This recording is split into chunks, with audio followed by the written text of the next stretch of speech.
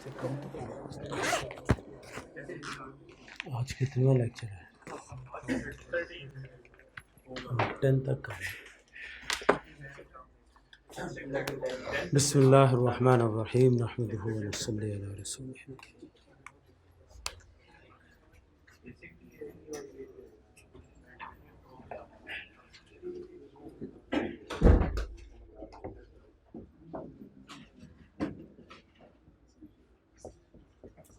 Lecture number 30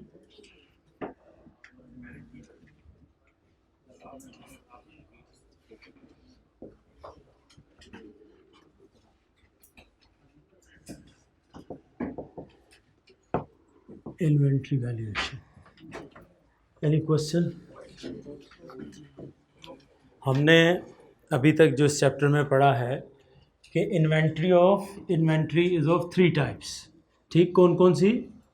raw material, work in process, finish goods. इनकी जो valuation है it is lower of cost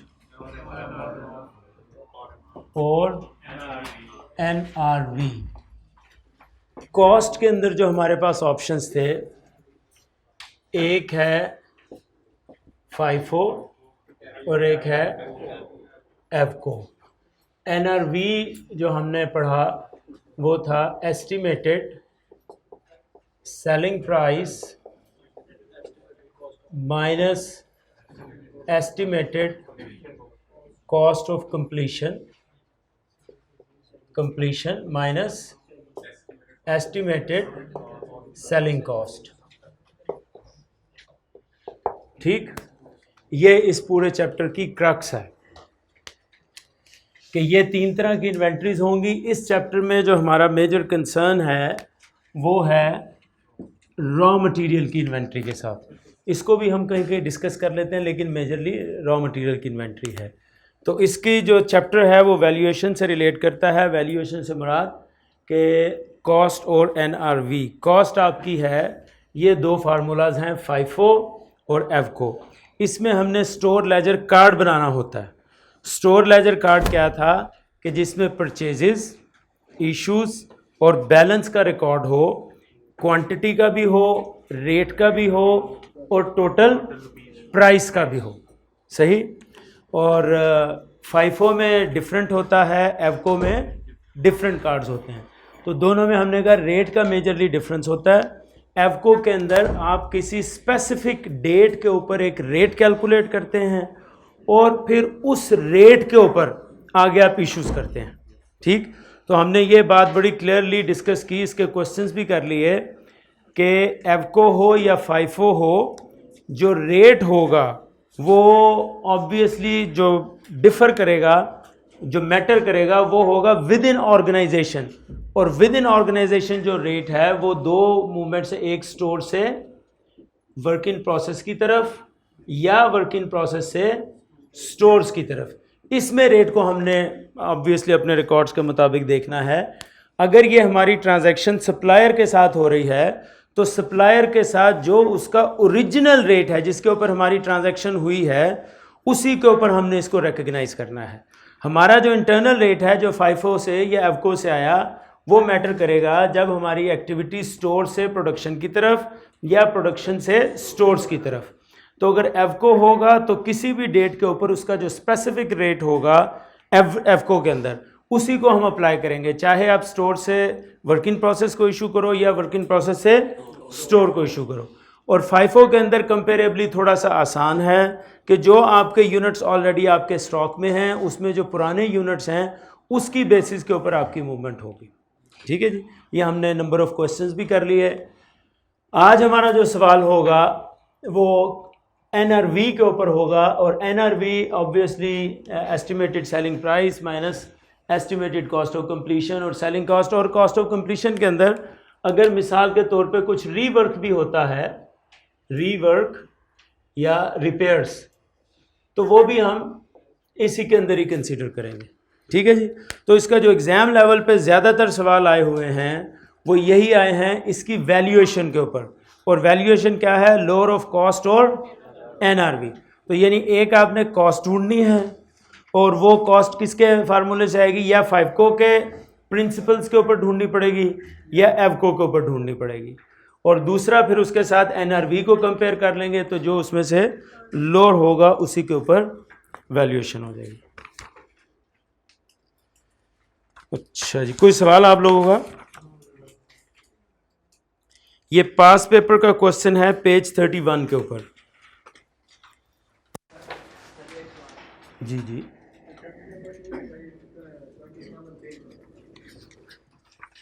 जी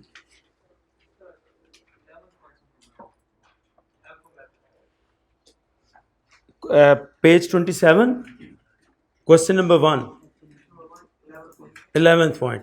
ये तकरीबन डीटो हमने सवाल किया है, फिर भी मैं आपको बता देता हूँ। During physical stock count carried out 30 June 2010 it was noted that closing inventory of SRM included 500 obsolete units having net realisable value of 30। ठीक, तो ये डबल एंट्री का सवाल है। असल में इसमें डबल एंट्री में थोड़ा सा प्रॉब्लम आ सकता है कि आपने 500 यूनिट से मटेरियल को क्रेडिट करना है, उसकी जितनी कॉस्ट है वो कॉस्ट आपको आपके स्टोर लेजर कार्ड में मिल रही होगी। ठीक, जितनी उसकी स्टोर लेजर कार्ड के अंदर कॉस्ट आ रही है उससे आपने इसको क्रेडिट करना है, और फिर आपने डेबिट करना है 30,000, तो उसकी जो नेट रियलाइजेबल वैल्यू है, और कॉस्ट में से इसको माइनस कर दें। से 30 में से फॉर एग्जांपल मैं कहता हूँ 100 है कॉस्ट, तो 30 माइनस कर दीजिए। 30 माइनस कर, जो 70 है आपका वो आपका लॉस हो गया, तो वो P&L को डेबिट कर दें, या आप जिसको भी आपने डेबिट करना है, बाकी 30 के ऊपर एज इट इज़ वो आ जाएगा। तो ये हमने पहले भी सवाल किया कि ये जो आपका ऑब्सोलेशन, ये जो ऑब्सोलीट मटेरियल है, इसके अंदर जो कॉस्ट है वो स्टोर लेजर कार्ड में एज इट इज़ मौजूद रहेगी, सिर्फ प्रॉब्लम डबल एंट्री में आएगी। तो डबल एंट्री के अंदर जो उसकी कॉस्ट में से नेट रियलाइजेबल वैल्यू निकाल के जो बैलेंस बचता है उसके ऊपर आप एक ट्रांजैक्शन डबल एंट्री की पास करेंगे, रॉ मटेरियल को वो क्रेडिट हो जाएगी और वो P&L या FOH को डेबिट हो जाएगी। ठीक, ये तो ऑब्सोलीट आइटम हो गई। और फिर उसने कहा 4,000 यूनिट्स आर फाउंड शॉर्ट, 4,000 तो आपके लॉस ही हो गए। इन 4,000 से हम रॉ मटेरियल को क्रेडिट कर देंगे और पूरी इसकी कॉस्ट लॉस कंसीडर कर लेंगे और P&L या FOH को डेबिट कर देंगे। ये सिर्फ ट्रांजैक्शन का ही मसला है, ऐसा इधर नहीं। चलें जी, ये सवाल आपसे जो मैं डिस्कस कर रहा हूँ वो क्वेश्चन नंबर 3 है पेज 31 के ऊपर, और तकरीबन इसी तरह का डीटो सवाल ICAP के कॉम्प्रीहेंसिव एग्जाम्पल्स में भी, कॉम्प्रीहेंसिव मेरी मिसाल में मौजूद है। ये जो मिसाल है पेज 23 और 24 के ऊपर, एग्जाम्पल 6, ये ICAP की एग्जाम्पल है। ICAP ने जो अपनी टेक्स्ट बुक बनाई है उसकी एग्जाम्पल है, एग्जाम्पल 6 पेज 23, 24। और यही सवाल जो है वो थोड़ा सा डिफरेंट स्टाइल के साथ आपका ICAP के पास पेपर्स में आया हुआ स्प्रिंग 2010 में पेज 31 के ऊपर। तो हम क्वेश्चन की, चूँकि यहाँ पर अपेयरेंस जो है, प्रेजेंटेशन जो है वो ज़रा ज़्यादा बेहतर है, जो ICAP ने अपनी एग्जाम्पल में डाला वो इस तरह स्ट्रक्चर्ड नहीं है। सवाल 100% यही है, डीटो यही है। तो सवाल हम यहाँ से करेंगे, ठीक, और आंसर इसका हमारा अपना डिफरेंट होगा। ICAP के सॉल्यूशंस के अंदर इसका आंसर थोड़ा डिफरेंट है, वो सॉल्यूशन वाला हमने सॉल्यूशन में एज इट इज़ डाल दिया जो ICAP का सॉल्यूशन है। और इसी को जब आप ICAP ने अपनी एग्जाम्पल्स में ये जो लेटेस्ट उनका टेक्स्ट आया उसमें डाला, तो उन्होंने थोड़ा सा उसकी प्रेजेंटेशन को बेहतर किया है, उसको बेहतर किया है। लेकिन हम इसको इंशाल्लाह जो हमने पढ़ा है ना, ये simple formula lower of cost NRV, इसी के ऊपर करेंगे। सो कि हमने एक दफ़ा एक फॉर्मेट बना लिया, तो उसी फॉर्मेट के ऊपर हमने हर तरह का सवाल हल करना है। ठीक, तो हमारा जो फॉर्मेट है हम उसके मुताबिक करेंगे। वो जब आप कर लेंगे आपको अंदाज़ा होगा कि ये उनसे ज़्यादा, यानी ICAP की एग्जाम्पल और आंसर जो ICAP का ऑफिशियल है उससे ज़्यादा स्ट्रक्चर्ड है और ज़्यादा अंडरस्टैंडेबल है, और जो हमने कहा, जो हमने जिस तरह पढ़ा उसी तरह से प्रेजेंट किया गया। सवाल शुरू करते हैं जी। सबसे पहले मैंने कहा था रिक्वायरमेंट पढ़ लिया कीजिए। Compute the amount of closing stock that should be reported in the balance sheet as on 31 December 2009। तो अमाउंट ऑफ क्लोजिंग स्टॉक हमने मालूम करनी है। क्लोजिंग स्टॉक की वैल्यू का फार्मूला हमें पता है, प्रिंसिपल हमें पता है, वो क्या है, लोअर ऑफ कॉस्ट और एनआरवी, ये इसका जवाब है। अब इंफॉर्मेशन के अंदर ऑब्वियसली क्लोजिंग स्टॉक के यूनिट्स भी होने चाहिए। मैंने आपको कहा था रिक्वायरमेंट पढ़कर अपने जहन में एक स्केच टेलर करें अपने कॉन्सेप्ट के एतबार से कि भाई अगर ये क्लोजिंग स्टॉक की वैल्यू मांग रहा है तो उसके यूनिट्स भी होने चाहिए, उसका कॉस्ट की इंफॉर्मेशन भी होनी चाहिए, उसके मुताबिक हम कॉस्ट कैलकुलेट कर लेंगे। फिर वो क्वेश्चन में हमें बताएगा कि कॉस्ट कैलकुलेट आपको FIFO पे करनी है या आपको वेटेड एवरेज पे करनी है, तो उसके मुताबिक हम कॉस्ट कैलकुलेट कर लेंगे। फिर इस क्वेश्चन के अंदर चूँकि NRV भी पूछा गया तो NRV में उसकी एस्टिमेटेड सेलिंग प्राइस भी होनी चाहिए, उसकी एस्टिमेटेड कॉस्ट ऑफ कंप्लीशन भी होनी चाहिए, उसमें हो सकता है कोई रिपेयर डैमेजेस वगैरह हों उसकी भी इंफॉर्मेशन होनी चाहिए, और सेलिंग एक्सपेंस भी कुछ ना कुछ होना चाहिए। यही हमारी इंफॉर्मेशन कहती है ना, जो हमने पढ़ा है उसके मुताबिक क्वेश्चन में ये वाली इंफॉर्मेशन हो सकती हैं। और ये ICAP का देखें 15 नंबर का सवाल है, और ये आपके टेक्स्ट में भी है और पहले रिवीजन किट आती थी उसमें भी है, लिहाजा ये बड़ा कॉम्प्रीहेंसिव सवाल समझा जाता है। NRV के ऊपर ये एक स्मार्ट क्वेश्चन है, अच्छा एक क्वेश्चन है, इसलिए हमने भी इसको कंसिडर किया और ICAP ने भी कंसिडर किया। तो ये आपकी अपनी इन्फॉर्मेशन हो गई कि अगर कॉस्ट और NRV का सवाल आए तो कॉस्ट के लिए हमें उसके यूनिट्स भी चाहिए, उसकी कॉस्ट का रेट भी चाहिए। कॉस्ट मालूम करने के लिए ये भी पता होना चाहिए कि ये एवको के ऊपर होगा या ये FIFO के ऊपर होगा।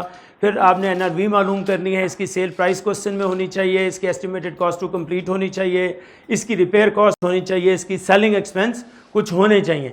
ये आपकी इन्फॉर्मेशन है कॉस्ट और NRV के ऊपर। अब इसी के ऊपर ही सवाल बनते हैं, और इसके एग्जामिनर के कमेंट्स के अंदर भी it was one of the poorly attempted question with all due regards. तो ये किस लिए पुअरली अटेम्प्टेड क्वेश्चन के स्टूडेंट का उसके ऊपर कॉन्सेप्ट वीक है। कॉन्सेप्ट हमारा यहाँ पे अगर ये ठीक है ना कॉस्ट और NRV का, तो इंशाल्लाह इस सवाल में कोई प्रॉब्लम नहीं आएगी। और मैंने आपको पहले भी कहा था कि आंसर एग्जैक्ट एग्जामिनर नहीं एक्सपेक्ट करता, वो आपके प्रोसीजर्स को देखता है, वो आपके स्टेप्स को देखता है, वो आपकी अप्रोच को देखता है। अगर वो अप्रोच और स्टेप्स आपके ठीक हैं तो डिस्पाइट ऑफ द फैक्ट कि answer is not exactly correct you will get the maximum marks. ठीक है जी, तो ये अब हम क्वेश्चन को शुरू करते हैं। XYZ limited manufactures 4 products. Related data for the year ended 31 December 2009 is given below. Opening stock A B C D ये आपकी प्रोडक्ट्स हैं। यूनिट्स दिए हुए हैं ओपनिंग स्टॉक के 10,000, 15,000, 20,000, 25,000। कॉस्ट इन यूनिट दी हुई है 70, 120, 180, 310। इन्हीं यूनिट्स की ओपनिंग स्टॉक के यूनिट्स की उसने NRV भी दी है 75, 110, 180, 300,000। अच्छा, ये ज़रा यहाँ पे गौरतलब चीज़ है कि आपको पता है ये जो ओपनिंग स्टॉक है ये पिछले साल का क्लोजिंग स्टॉक होगा ना, ये पिछले साल क्लोजिंग होगा। तो क्लोजिंग की वैल्यू किस फार्मूले पे, प्रिंसिपल पे होती है, लोअर ऑफ कॉस्ट और NRV। इसका मतलब है उसने हमें कॉस्ट और NRV दे के हमें थोड़ा टेस्ट किया है कि ये पिछले साल के क्लोजिंग स्टॉक को या इस साल के ओपनिंग स्टॉक को क्या इस फार्मूले के मुताबिक कैलकुलेट करता है। दो दे दी ना, कॉस्ट भी दे दी, NRV भी दे दी। तो इन्फॉर्मेशन देने का मकसद क्या हुआ? मकसद ये हुआ कि हमने अब फाइनल वैल्यू वो लेनी है ओपनिंग स्टॉक की जो लोअर ऑफ कॉस्ट और NRV के ऊपर हो। तो ये इन्फॉर्मेशन दोनों देने का मकसद आपके कॉन्सेप्ट को टेस्ट करना था कि क्या आप ओपनिंग और क्लोजिंग को एक वैल्यू देते हैं तो एक ही होती है, जो पिछले साल का क्लोजिंग होता है वही अगले साल का ओपनिंग हो जाता है। एक बात कि इस इंफॉर्मेशन का यूज़ क्या होगा कि हम लोअर ऑफ कॉस्ट और NRV की वैल्यू के ऊपर ओपनिंग स्टॉक को वैल्यू करेंगे। Production in units. अच्छा, जहाँ यूनिट्स होना वहाँ आप एक थोड़ा सा लाइन लगा दें ताकि हमें पता चल जाए कि ये रुपीज़ हैं, ये यूनिट्स हैं। ऊपर भी यूनिट्स, ओपनिंग स्टॉक के यूनिट्स, इसके साथ आप एक एरो हेड लगा दें, फ़ौरन पता चल जाए। प्रोडक्शन के यूनिट्स 50, 60, 70, 100, इसके ऊपर भी एक लाइन लगा दें इसके साथ ताकि हमें यूनिट्स की आइडेंटिफिकेशन जल्दी हो जाए। कॉस्ट ऑफ गुड्स प्रोड्यूस्ड, ये रुपीज़ हैं। ऊपर जो यूनिट्स प्रोड्यूस किए हैं, ऊपर जो यूनिट्स हैं ना आपके 400,000, प्रोडक्शन इन यूनिट्स कितने हैं? 50। मैं भी ज़रा लाइन लगा लूँ पढ़ने में सर जी। 50, 60, 70, 500 इनकी कॉस्ट है 400, 600, 825 एंड 1.2 मिलियन। तो वेरिएबल सेलिंग कॉस्ट, ये वेरिएबल सेलिंग कॉस्ट की इंफॉर्मेशन हमें चाहिए। क्यों जी? वेरिएबल सेलिंग कॉस्ट की उसने हमें इंफॉर्मेशन दी है, हमें चाहिए ये वेरिएबल सेलिंग कॉस्ट। इस क्वेश्चन में इसका कोई ताल्लुक नहीं है। एनआरवी के लिए हमने लोअर ऑफ कॉस्ट और एनआरवी ढूंढनी है ना, तो जब हम एनआरवी कैलकुलेट करेंगे तो एनआरवी में उसकी सेल प्राइस भी चाहिए, उसकी कॉस्ट ऑफ कंप्लीशन और सेलिंग कॉस्ट भी चाहिए। तो ये वाली इंफॉर्मेशन, हमें हर इंफॉर्मेशन को पढ़ते हुए ये आइडिया होना चाहिए कि इसका इस क्वेश्चन में यूज क्या होगा।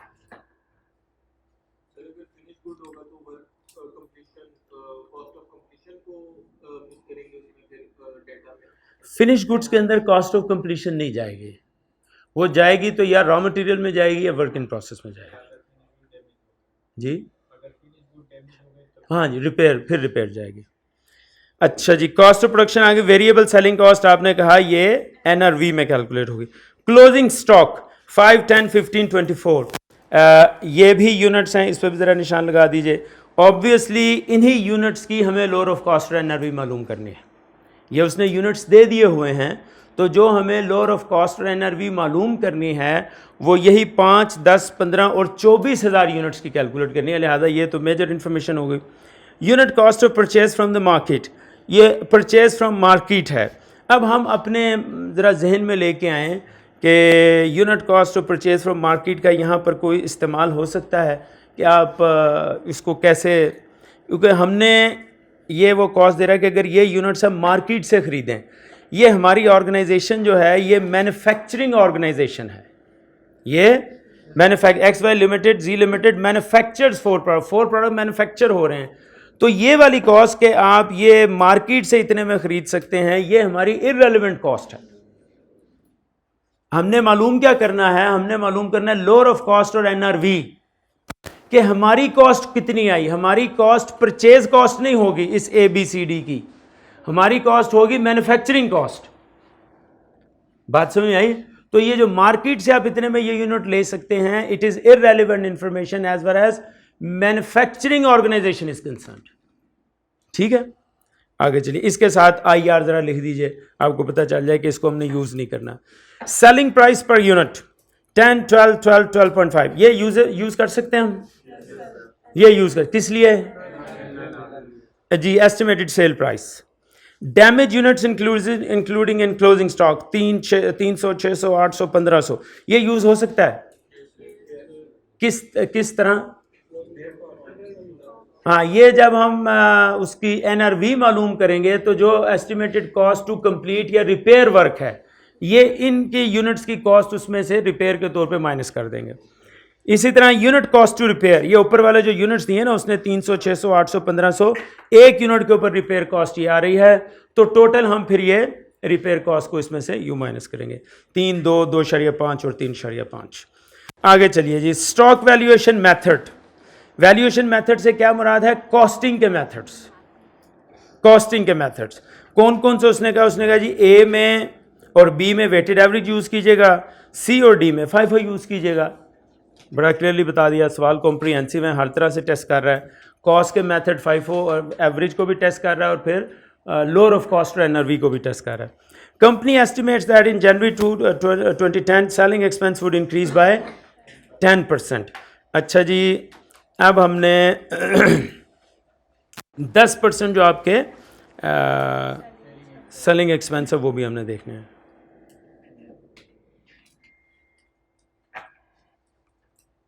शुरू करें जी।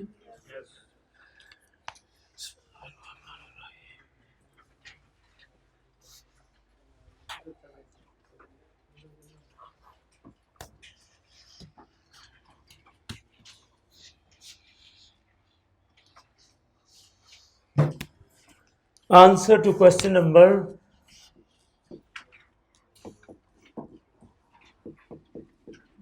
3।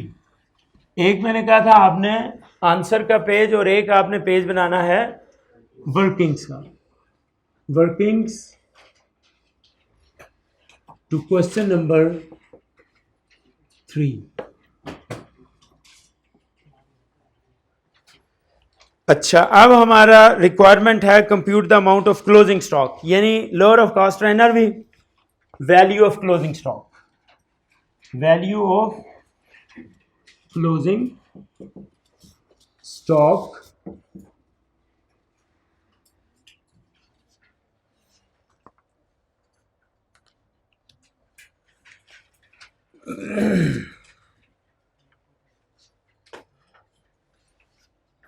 अब प्रोडक्ट्स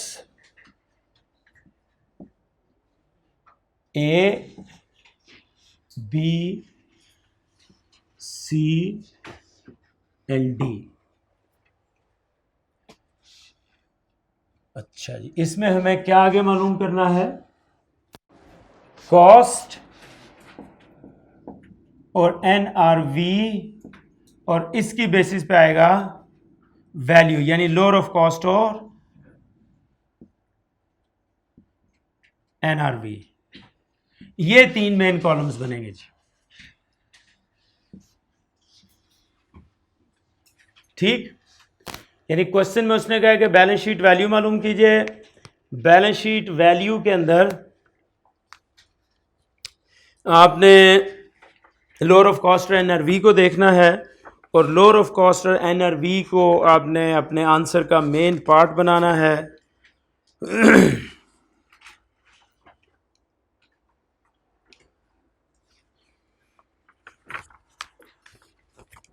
अब हम आते हैं वर्किंग्स के ऊपर।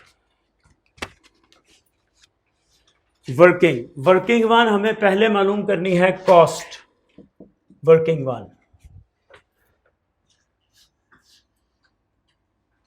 Cost of closing stock.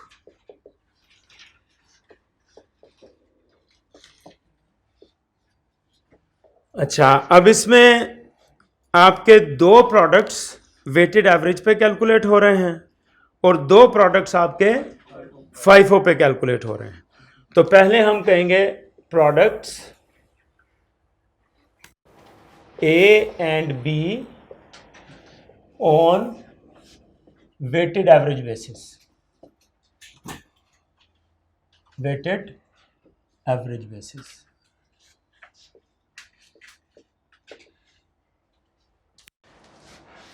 Formula क्या इस्तेमाल होगा? कॉस्ट कैलकुलेट करनी है, वेटेड एवरेज का रेट अप्लाई करना है। वेटेड एवरेज का रेट क्या होता है कि किसी डेट के ऊपर आपके पास अगर मुख्तलिफ कैटेगरीज ऑफ स्टॉक पड़ी हैं तो उन सब का एक एवरेज रेट ले लेना। मिसाल के तौर पे आपके पास ओपनिंग स्टॉक भी मौजूद है, आपके पास प्रोडक्शन भी मौजूद है, इसी में से क्लोजिंग स्टॉक आया होगा ना। ओपनिंग स्टॉक प्लस प्रोडक्शन, ये क्या चीज बनती है? प्रोडक्शन। ये बनती है goods available for cell. Goods available for cell, ये बात ठीक है। ओपनिंग स्टॉक में परचेज जमा कर दें या प्रोडक्शन। यहां पर हम परचेज नहीं करते, मैन्युफैक्चरिंग ऑर्गेनाइजेशन है तो मैन्युफैक्चरिंग ऑर्गेनाइजेशन के हम परचेज की जगह क्या लेके आएंगे? प्रोडक्शन। ये आ गए गुड्स अवेलेबल फॉर सेल। अच्छा, गुड्स अवेलेबल फॉर सेल में से अगर आप क्लोजिंग स्टॉक माइनस कर दें, तो क्या आ जाएगी? Goods sold. अच्छा, अब बात कर रहे हैं हम वेटेड एवरेज की। वेटेड एवरेज में इस क्वेश्चन में हमें नजर आ रहा है ओपनिंग स्टॉक मौजूद है, ओपनिंग स्टॉक मौजूद है ना। अच्छा, जो रेट आएगा वो आएगा ओपनिंग स्टॉक प्लस प्रोडक्शन भी मौजूद है। इन दोनों को आप सम अप करेंगे और यूनिट्स पे डिवाइड कर देंगे। जो फार्मूला होगा कॉस्ट ओपनिंग स्टॉक प्लस, ये मैं यूं कर लेता हूं, cost of opening stock plus production. Production और ओपनिंग स्टॉक की कॉस्ट को जमा कर लें और डिवाइड कर दें हम units of opening stock plus production. Am I right? ऐसे रेट मालूम करते रहे ना, एवको के अंदर रेट ऐसे मालूम करते थे ना कि जितनी उसकी कॉस्ट होती थी उसको उसके यूनिट्स पे डिवाइड कर देते थे तो वो आपके पास रेट आ जाता था। उस रेट से फिर आप आगे जितने भी यूनिट्स आपने कंसीडर करने हैं, इशू करने हैं, जैसे भी करना है, उसको मल्टीप्लाई कर देते थे। अच्छा, अब हम यूं कह सकते हैं हमने कॉस्ट मालूम करनी है। ये दोनों चीजें हमें क्या देंगी? ये देंगी रेट, ये देंगी वेटेड एवरेज का रेट। इस वेटेड एवरेज के रेट को अगर मैं मल्टीप्लाई कर दूं क्लोजिंग स्टॉक यूनिट के साथ, क्लोजिंग स्टॉक यूनिट्स के साथ, तो ये क्लोजिंग स्टॉक के यूनिट्स की कॉस्ट आ जाएगी। फिर ध्यान लगाइए कि हमने वेटेड एवरेज के ऊपर क्लोजिंग स्टॉक की कॉस्ट ढूंढनी है।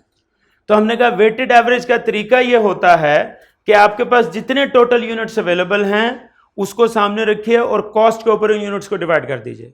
अब हमारे पास दो कैटेगरीज ऑफ यूनिट्स अवेलेबल हैं, एक ओपनिंग स्टॉक प्लस प्रोडक्शन। इन दोनों का एवरेज ये रेट यूज होगा एवरेज के अंदर। ठीक, हमने कहा फॉर्मूला ये होगा cost of opening stock plus production divide by units of opening stock plus production, यानी कॉस्ट को यूनिट में डिवाइड कर दो, रेट आ गया। उस रेट को हमने मल्टीप्लाई कर देना है क्लोजिंग स्टॉक के यूनिट्स के साथ, तो ये हमारे प्रोडक्ट ए और बी की कॉस्ट आ जाएगी। ठीक है, अच्छा यहीं पर मैं एक पॉइंट आपके साथ डिस्कस करना चाहूंगा कि अगर ये फाइफो पे होता तो क्या होता। फाइफो के ऊपर स्टॉक का लेटेस्ट रेट आता है, यही हमने पढ़ा हुआ ना कि फाइफो के अंदर जो क्लोजिंग स्टॉक होता है वो लेटेस्ट रेट पे मौजूद होता है, वो एवरेज पे नहीं आता।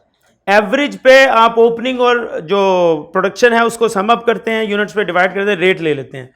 लेकिन जब आप फाइफो की बात करते हैं तो फाइफो में जो आपका स्टॉक है वो लेटेस्ट यूनिट्स होते हैं और वो जो लेटेस्ट रेट अवेलेबल होता है उसी पे लेते हैं। तो लेटेस्ट रेट कौन सा होगा, ओपनिंग का लेटेस्ट नहीं हो सकता, वो जो प्रोडक्शन का आपके पास रेट आया है ये लेटेस्ट रेट होगा जो कि हम फाइफो में यूज करेंगे। तो मेजर फर्क क्या पड़ गया, अगर हम एवको पे जाएं तो एवको पे ओपनिंग और प्रोडक्शन की कॉस्ट को उनके यूनिट्स पे डिवाइड कर देंगे तो रेट आ जाएगा। और अगर हम फाइफो पे जाएंगे तो फाइफो पे हमारे पास लेटेस्ट रेट होना चाहिए स्टॉक का, और वो ओपनिंग का नहीं होगा, वो प्रोडक्शन का होगा। अभी हम ये सवाल करते हैं, फार्मूला ज़हन में आ गए जी कि opening cost of opening stock plus production, cost of opening stock plus production multiply units. लीजिए जी, अब हम करते हैं ए फॉर प्रोडक्ट ए, यही फार्मूला अप्लाई कर दीजिए, यही फार्मूला अप्लाई कर दीजिए। कॉस्ट ऑफ ओपनिंग स्टॉक कितनी है, अब ये जरा जहन में रखना है कि यहां पर इसकी value lower of cost NRV में आएगी। ए में देखिए 70 and 75, which one is to be considered, 70 और 75? 70, 70,000 प्लस प्रोडक्शन कितनी है, प्रोडक्शन की value cost of goods produced 400,000, 400,000। ये डिवाइड किस पे करें हम, यूनिट्स कितने हैं ओपनिंग के 10,000 पे, सारे तरह पार्टिसिपेट करें। और प्रोडक्शन के यूनिट्स कितने हैं 50,000। ठीक, चलिए क्या रेट आया, 4,70,000 divided by 60,000 is equal to 7.833 multiply with closing stock units 5,000 given in question, 5,000 units given in question। हाँ जी बोलिए, 39 रुपीज 39,167, ये इधर ले जाइए, ये इसको उधर अंडरलाइन कर दीजिए, रुपीज, ये यहां पर रुपीज लिखेगा, कॉस्ट रुपीज 39,167। प्रोडक्ट बी पे आइए, प्रोडक्ट बी, फार्मूला हमने ऊपर मालूम कर लिया। प्रोडक्ट बी की कॉस्ट ऑफ ओपनिंग स्टॉक कितनी है, कॉस्ट है 120, एनआरवी है 110, क्या लेंगे 110। कॉस्ट ऑफ प्रोडक्शन कितनी है 600,000, 600,000। यूनिट्स कितने हैं 15,000 प्लस यूनिट 60,000।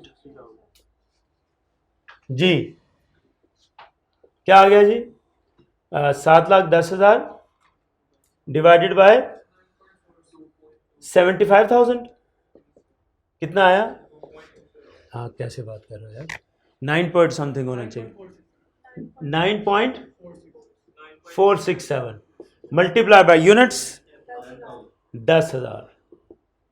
जी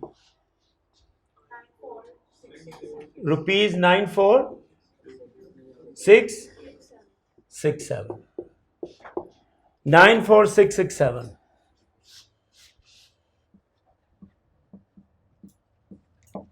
बड़ी अच्छी प्रैक्टिस है इस सवाल में। वेटेड की भी 2 प्रैक्टिस आ गई और एवको की भी 2 प्रैक्टिस, फाइफो की भी 2 प्रैक्टिस आ गई।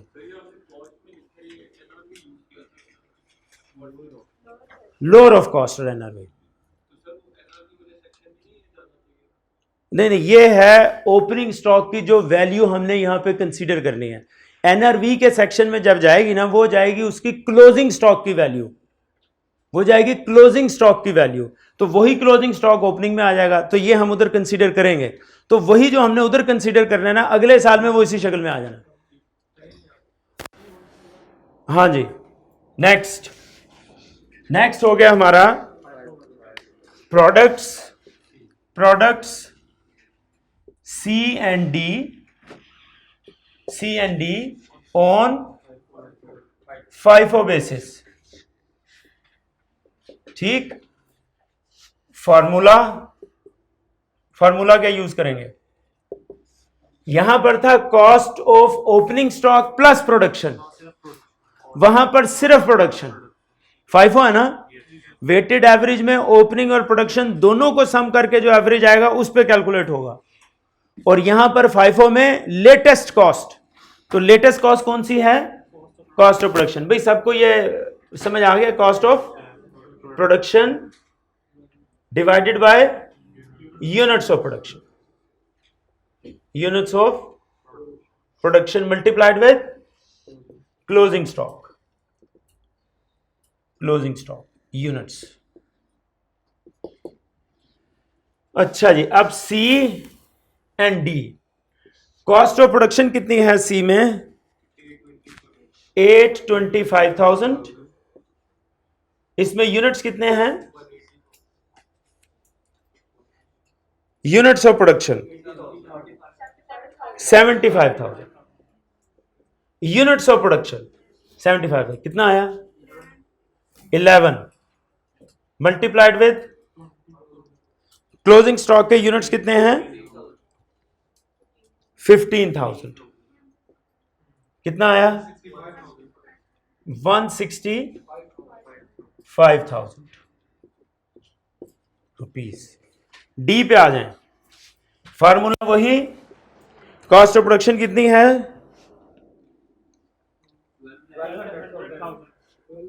12 lakh divided by 1 lakh is equal to 12 units.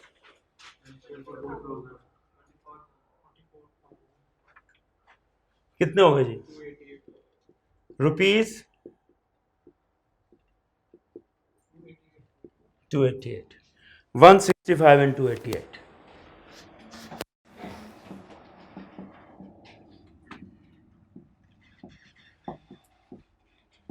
Is it okay? फिर मैं बता दूं, हम कॉस्ट ढूंढ रहे थे, ये बहुत अच्छा सवाल है। कॉस्ट वेटेड एवरेज और FIFO दोनों पर आ सकती है। तो वेटेड एवरेज के अंदर हमें जो कॉस्ट लेनी होती है वो एवरेज कॉस्ट है, और यहाँ पर एवरेज कॉस्ट ओपनिंग स्टॉक और प्रोडक्शन को मिला के उनकी कॉस्ट को उनके यूनिट्स पे डिवाइड कर दीजिए। तो ये आपके आ गई कॉस्ट पर यूनिट, उसको मल्टीप्लाई कर दीजिए क्लोजिंग स्टॉक के यूनिट्स के साथ, तो ये आपके आ गई कॉस्ट ऑफ क्लोजिंग स्टॉक। ठीक, तो ये ए और बी उसके ऊपर हैं और सी और डी FIFO के ऊपर हैं।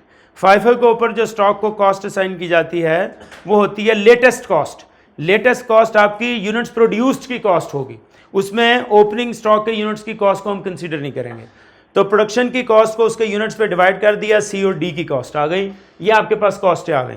Is it clear? Very much clear. किसी को कोई सवाल? जी,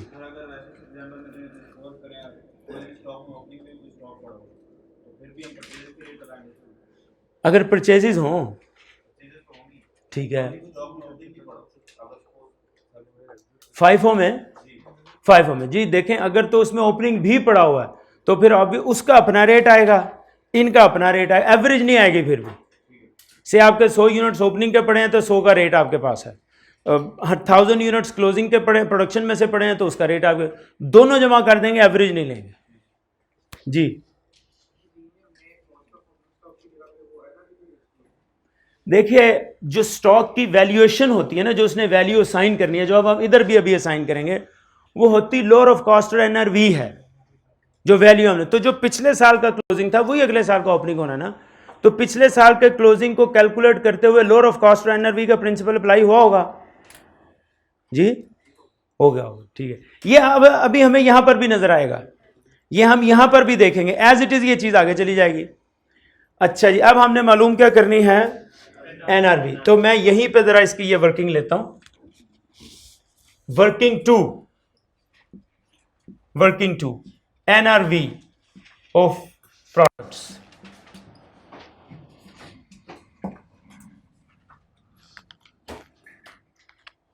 इस पे एनआरवी मुश्किल, वो आपने नोट कर लिया सारा, ऊपर से मिटा दूं?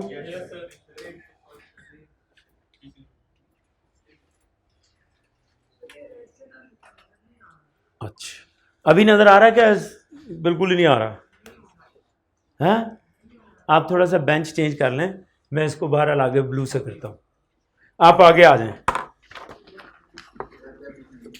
हैं? अच्छा चलो ठीक है, तो चलो मैं ब्लू यूज कर लेता हूं। ये ऊपर वाला नोट कर लिया सब?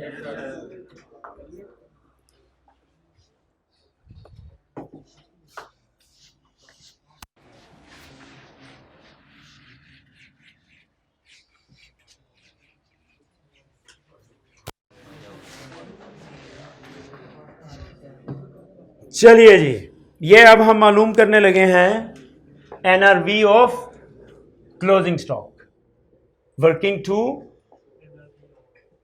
NRV of closing stock. Products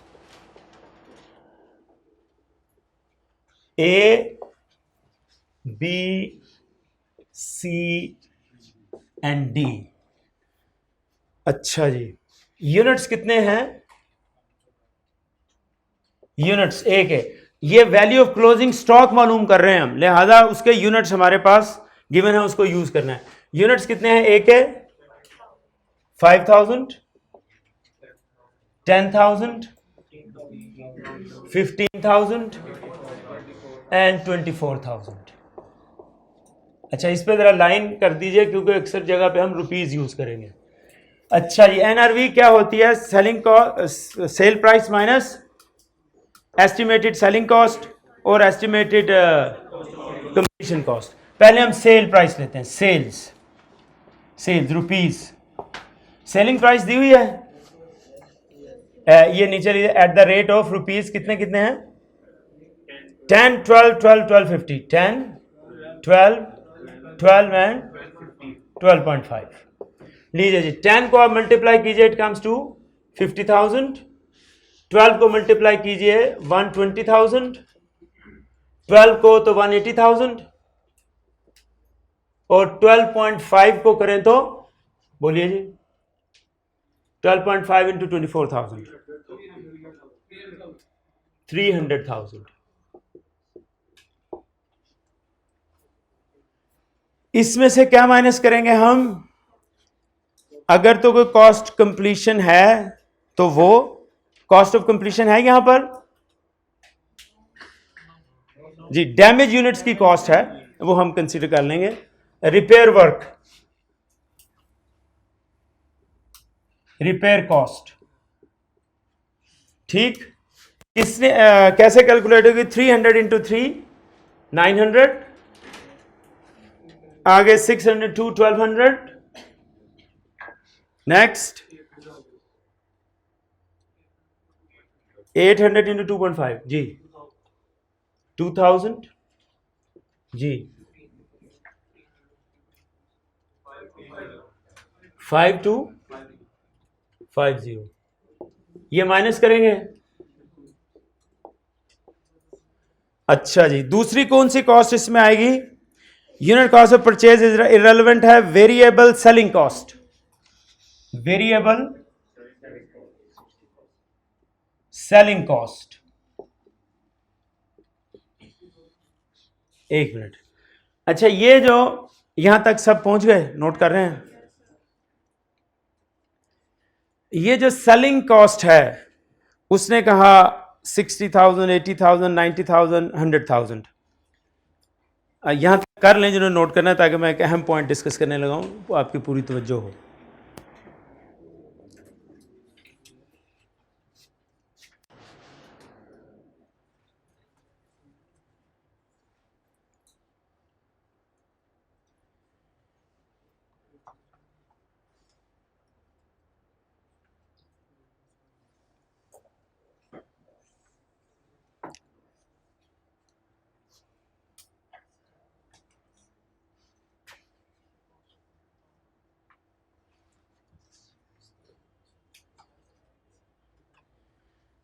आपने आंसर ज़रूर टैली करना है, लेकिन हमारी अप्रोच और हमारे क्वेश्चन का स्टाइल उससे बिल्कुल डिफरेंट है।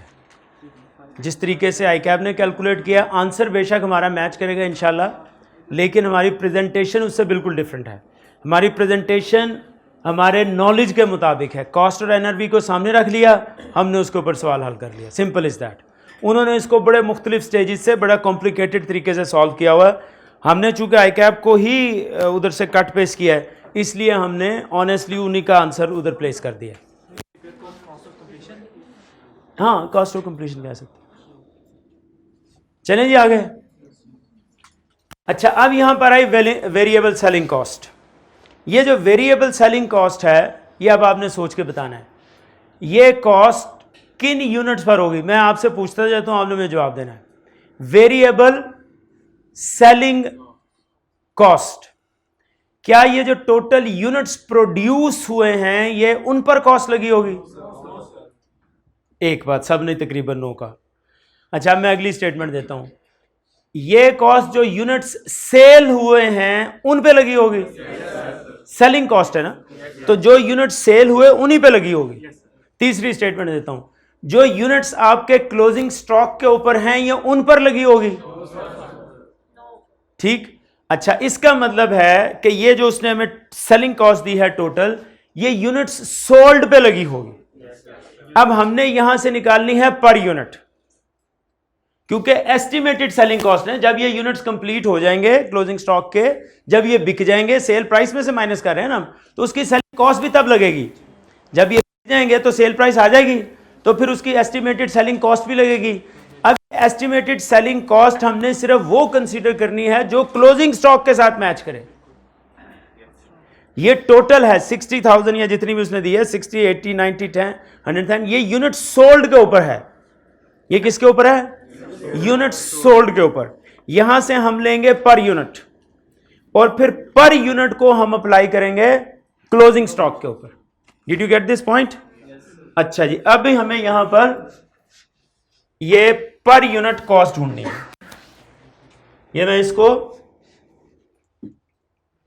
ये मैं वर्किंग 2.1 कर रहा हूं, वर्किंग 2.1। क्या हम कर रहे हैं जी? Variable selling cost of closing stock, closing stock. ठीक। Formula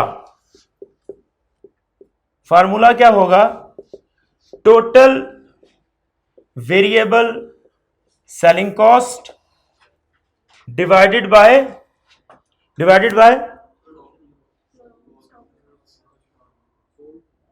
total unit sold, total units sold, ये पर यूनिट आ जाएगी, multiply by closing stock units. ठीक। अब यहां पर टोटल यूनिट सोल्ड का फार्मूला जरा देखिए, टोटल यूनिट्स सोल्ड, मैं ये कह सकता हूं opening stock plus production minus closing stock. जी बोलिए, is it okay? Total unit sold should be equal to opening stock plus production minus closing stock. Minus, is it okay? बिल्कुल clear, ठीक। अब हम आते हैं जरा ए के ऊपर। फार्मूला क्या है? Total variable selling cost. अच्छा, ये कौन सी सेलिंग कॉस्ट है जो इनकर हो गई estimated? Estimated, estimated mean future, estimated mean future. जो हमें इसने यहां पर वेरिएबल कॉस्ट दी है वो कितनी है? से प्रोडक्ट ए की 60,000, ठीक। ये उसने हमें डेटा दिया, data related the year ended 31 दिसंबर 9, ठीक। अच्छा, एस्टिमेटेड के अंदर एक बात वो आपसे ये कह रहा है आखिर में रिक्वायरमेंट के ऊपर, company estimate that in January 10 stock हमें वैल्यू करना है दिसंबर 9 के ऊपर, दिसंबर 9 के ऊपर स्टॉक वैल्यू करना है। वो ये कह रहा है कंपनी एस्टिमेट दैट इन जनवरी 10, 9 की वैल्यूएशन है, 10 का उसने इंफॉर्मेशन दिया data. Selling expense would increase by 10%। तो ये हमारी रेलिवेंट इंफॉर्मेशन है, इरेलीवेंट इंफॉर्मेशन। स्टॉक की वैल्यू है 31 दिसंबर 9 की, डेटा हमें दे रहा है 10 का। हम 9 की वैल्यू यूज करें या 10 की करें?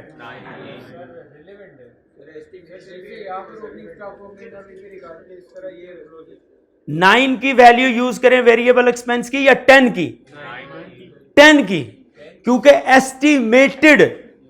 एस्टिमेटेड फ्यूचर कॉस्ट, ये एस्टिमेटेड फ्यूचर कॉस्ट 10 की होगी ना कि 9 की, if data is available.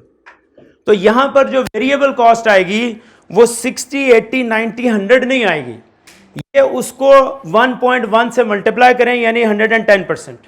Do you agree कि ये जो वेरिएबल कॉस्ट है सेलिंग कॉस्ट, ये एस्टिमेटेड मीन फ्यूचर, फ्यूचर में हमें 10 की उसने इंफॉर्मेशन दी हुई है, उस 10 की इंफॉर्मेशन को यूज करेंगे और फिर हम इसका जो लेटेस्ट वर्जन होगा वो हम यूज करेंगे। सो लिहाजा बाय कंसीडरिंग दैट पॉइंट अब हम कॉस्ट कैलकुलेट करते हैं ए की। तो टोटल वेरिएबल सेलिंग कॉस्ट कितनी है? 60,000, 10% से ऐड कर दीजिए, कितनी बन गई? 66,000। डिवाइड हमने किस पे करना है? Total unit sold. ये क्वेश्चन बड़ा अच्छा स्मार्ट क्वेश्चन है, लेकिन मुश्किल इतना नहीं है, आपके कॉन्सेप्ट ठीक है तो it's everything is fine. Opening stock कितना है प्रोडक्ट ए का? 10,000 यूनिट्स बताने हैं। प्रोड्यूस यूनिट कितने हैं? 50,000। क्लोजिंग स्टॉक कितना है? 5,000। ये कितना आया जी? 66,000 divided by 65,000 is equal to 55। बोलिए जी, is equal to 1.2 multiplied with 5,000। तो ये कितनी आई जी? 6,000। This point is clear or not? Is it clear?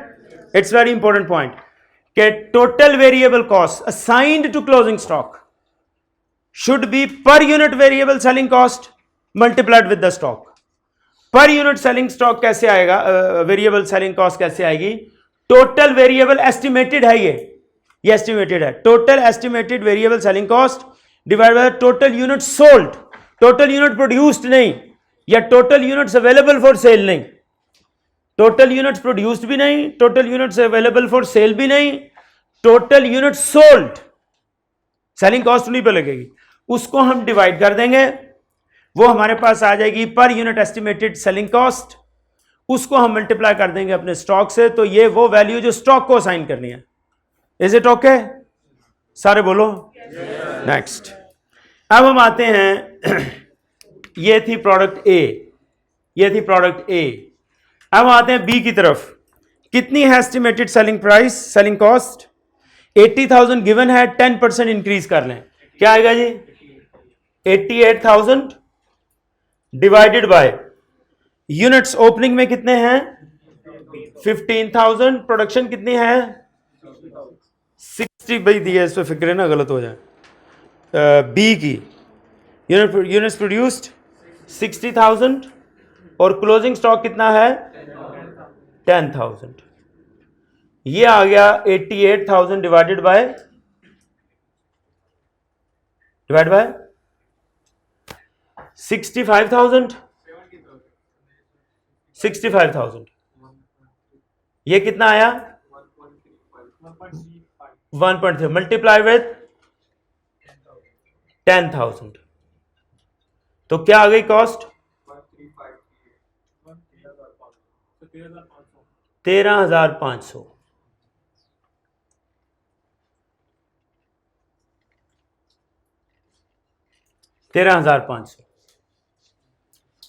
Is it okay?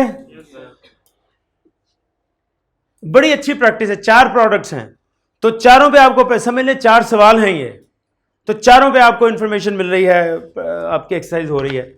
Next में आपकी वेरिएबल कॉस्ट कितनी है? सेलिंग कॉस्ट 90 प्लस 10% कितनी होगी? 99,000 डिवाइडेड बाय ओपनिंग स्टॉक कितना है? 20,000 प्लस प्रोडक्शन कितनी है? प्रोडक्शन है 75,000। क्लोजिंग स्टॉक कितना है? 15,000। श्योर?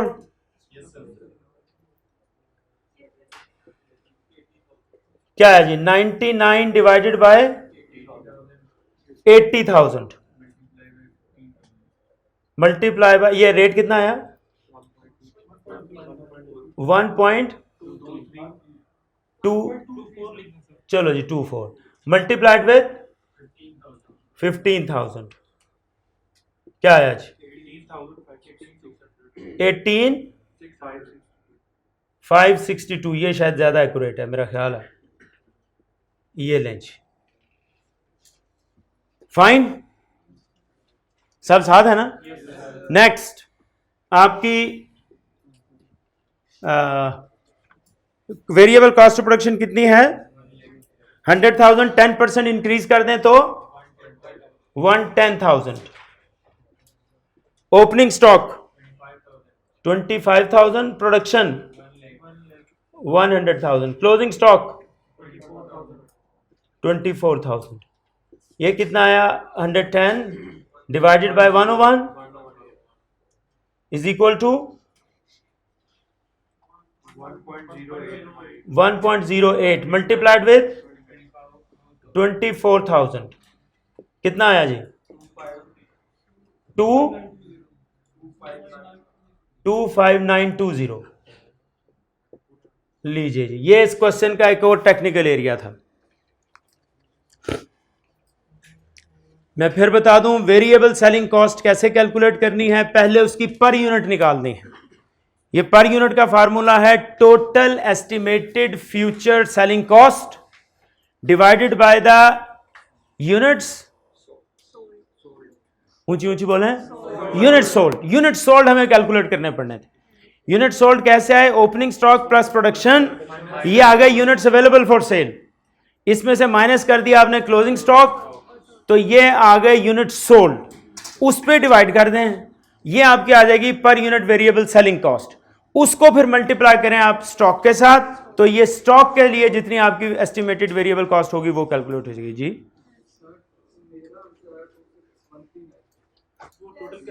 26,139, वो थोड़ा राउंड ऑफ का फर्क आ रहा होगा।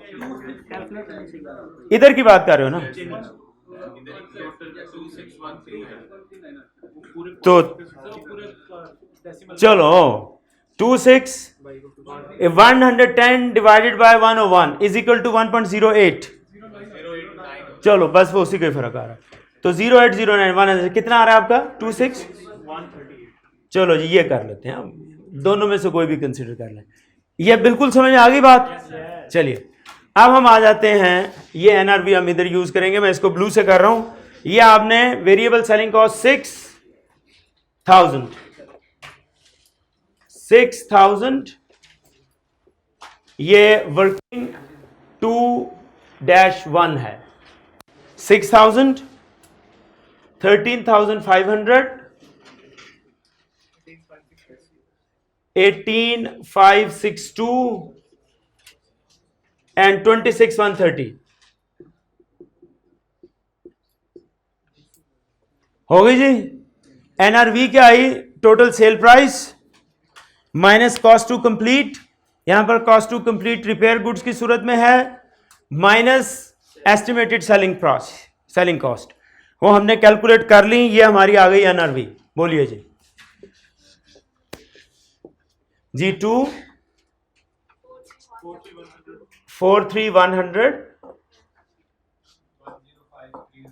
105,300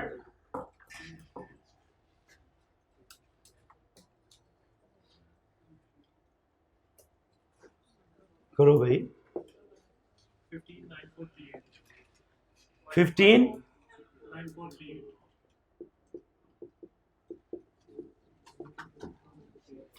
जी 268620। अच्छा बोला यूं कीजिए कि 3 आपने डिजिट्स वाले में 268620, ठीक है, उसके हिसाब से जरा बोला, वो फिर उसमें सही समझ आ जाती है। फाइन जी, ये आपके आ गई एनआरवी, इसको ले जाइए आप वर्किंग टू, बोलिए 43,100 105,300 159 438 268 620। Lower of cost NRV, lower is cost 39,167, lower of cost 94,667, lower of cost 159,438, lower of cost 268,620, and that is it. समय बहुत ज़बरदस्त सवाल है, कॉस्ट और एनआरवी की प्रैक्टिस का इससे अच्छा सवाल पास पेपर्स में भी नहीं है, बुक्स में भी नहीं है। इसमें आपकी कॉस्ट के दोनों फार्मूले आ गए, वेटेड एवरेज भी आ गई, फाइफो भी आ गया। एनआरवी के अंदर बहुत अच्छे तरीके से उसने आपकी टेस्टिंग की है, खास तौर पे जो सेलिंग एक्सपेंस था उसको उसने टोटल दे दिया, उसमें उसने टेस्ट किया क्या बच्चे को मालूम है कि ये सेलिंग कॉस्ट किन यूनिट्स पे आती है, ये प्रोडक्शन पे नहीं आती, ये यूनिट्स अवेलेबल फॉर सेल पे नहीं आती, ये यूनिट्स सोल्ड पे आती है। तो इसको उसके साथ डिवाइड करना है, इसको प्रोडक्शन के साथ डिवाइड नहीं करना, इसको अवेलेबल फॉर सेल पे डिवाइड नहीं करना, यूनिट सेल सोल्ड पे डिवाइड करना है। तो उससे हमारी पर यूनिट आ गई। इसमें एक और अच्छा पॉइंट उसने दिया कि वैल्यू वो मालूम कर रहा है 31 दिसंबर 9 की, और आपको एस्टिमेट एक दे रहा है कि सेलिंग प्राइस 10% इंक्रीज हो गई। तो वो हमने कंसीडर करना है, क्योंकि ये सारी फ्यूचर के ऊपर कैलकुलेशन हो रही है, जहां फ्यूचर की इंफॉर्मेशन अवेलेबल हो वहां पर फ्यूचर की इंफॉर्मेशन लगाएंगे। तो हमने कॉस्ट को भी इंक्रीज किया 10%, फिर यूनिट सोल्ड पे डिवाइड किया, वहां से पर यूनिट आ गई, वो पर यूनिट आपने वेरिएबल सेलिंग कॉस्ट उधर ले ली, फिर उसमें रिपेयर कॉस्ट भी माइनस कर दी, तो ये आपका आ गया 43,105 159 268, ये हमने उधर कर दी, तो हमारे पास लोअर ऑफ कॉस्ट और एनआरवी आ गई। पूरी तरह समझ में आ गया। ये आप समझ लीजिए कि ये एनआरवी और कॉस्ट का सबसे बेहतरीन सवाल है और एग्जाम लेवल क्वेश्चन है, फुल फ्लेज 15 नंबर का सवाल है। जी पूछे। देखें, अगर होना फाइनेंशियल अकाउंटिंग है स्टैंडर्ड्स के मुताबिक अगर आप जाएंगे तो गुड और बैड की या इसकी अलग-अलग निकालें, आप बिल्कुल सही कह रही हैं। कॉस्ट के अंदर ये स्टैंडर्ड्स को यूं फॉलो नहीं किया जाता, हम अपनी चॉइस, अपनी रिक्वायरमेंट, अपनी नीड के ऊपर चलते हैं। तो लिहाजा अगर आप इसको सॉल्व करेंगे ना, आई कैब ने जो 2010 में जो सवाल दिया था, तो उसमें उसने ये जो आप बात कर रही हैं गुड और बैड की अलग कैलकुलेशन की है।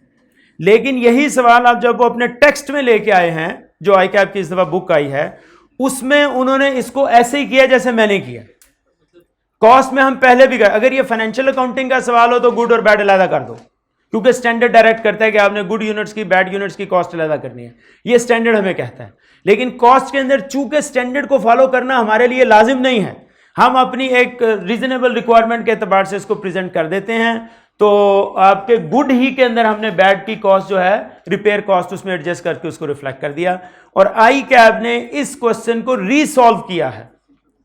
2010 के अंदर जो आंसर दिया उसको रीसॉल्व करके उन्होंने इस दफा की टेक्स्ट बुक में, जिसका के स्टैंडर्ड सोल्यूशन आपके पास मौजूद है, उन्होंने इसको इसी में समाया। तो कॉस्ट में ये अलाउड है, कॉस्ट में कर सकते हैं। मतलब कॉस्ट में डैमेज गुड्स से हम कॉस्ट ऑफ कंप्लीशन ले सकते हैं। हाँ जी, यानी जो आपके क्लोजिंग यूनिट्स हैं उसमें डैमेज गुड्स की कॉस्ट ऑफ कंडीशन इधर ही माइनस करके उसको यहीं पे डेफिनेट कर दें।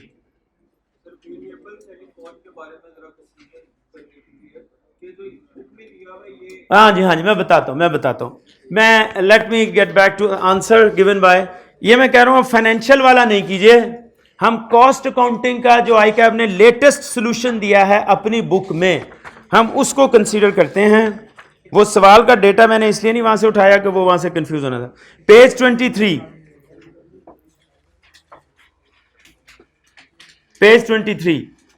अब इसने आंसर जो दिया है, मैं उसकी प्रेजेंटेशन से इतना कंफर्ट, आप भी शायद इतने कंफर्ट, स्टेप 1, स्टेप 2, स्टेप 3, लेकिन आंसर के अंदर ना एक लॉजिक होना चाहिए। मतलब मैं कहूं ये स्टेप 1 क्यों किया है, calculating unit sold during the period, state में मुझे समझ नहीं आ रही है क्यों किया है। फिर है calculate cost of goods available for cell, मेरी वैल्यूएशन डिपेंड करती है सारी क्लोजिंग स्टॉक के ऊपर। ये मुझे cost of goods sold during the period, cost of goods available for cell, ये मुझे अननेसेसरी वर्किंग लग रही है। इल्ला कि मैं स्टूडेंट को रट्टा लगवाऊं, नहीं, ऐसे ही स्टेप्स करने हैं। अब अगले सवाल आएंगे तो वो इन स्टेप्स को हो सकता है अप्लाई ना कर सकें। हमने अपनी रैशनैलिटी लॉजिक के ऊपर, भाई कॉस्ट और लोअर ऑफ कॉस्ट और NRV का सवाल है, हमने कॉस्ट ऊपर देनी है, NRV नीचे देनी है, लोअर ऑफ कॉस्ट और NRV ढूंढ लेनी है। फिर आपने कहा जी हमने कॉस्ट वर्किंग 1 कर दें, कॉस्ट वेटेड एवरेज के लिए और फार्मूला, FIFO के लिए और फार्मूला। फिर हमने कहा सारी NRV मालूम करें। इसमें मुझे एटलीस्ट मुझे मेरा ख्याल है आप भी कन्विंस होंगे, एक लॉजिक नजर आ रहा है, एक नॉलेज नजर आ रहा है कि हमने यूं सवाल डिजाइन, इसमें मुझे रट्टा ज्यादा नजर आ रहा है। यानी पहले ये करो फिर ये, मैं स्टूडेंट को ये रट्टा लगवा के अगले सवाल में दूसरा रट्टा लगवाऊंगा, तो ये रटलाइजेशन नहीं है, कॉस्ट के अंदर लॉजिक है, रीजन है, हमने रीजन के ऊपर सवाल किया।